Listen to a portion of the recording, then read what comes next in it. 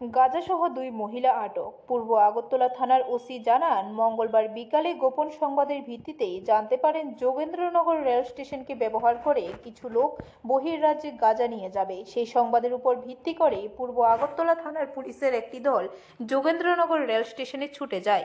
Jogendranagar rail station থেকে police 2 মহিলাকে শনাক্ত করে। তাদের কাছ থেকে উদ্ধার হয় 8 কেজি 400 গ্রাম গাঁজা উদ্ধার হয়। রেল স্টেশনে গিয়ে দুজন মহিলাকে তারা ডিটেন করে। তো কমলা মুরা সিং এবং মহিলা ওমেন যারা অফিসার ছিল তাদেরকে আপনার তল্লাশি চালিয়ে তাদের কাছ থেকে আপনার 8.4 কেজি গাঁজা উদ্ধার করে, যার বাজার মূল্য আনুমানিক 1.5 লাখ টাকা হবে। তো এইগুলি তারা ত্রিপুরা থেকে বিহারে নিয়ে যাচ্ছিল।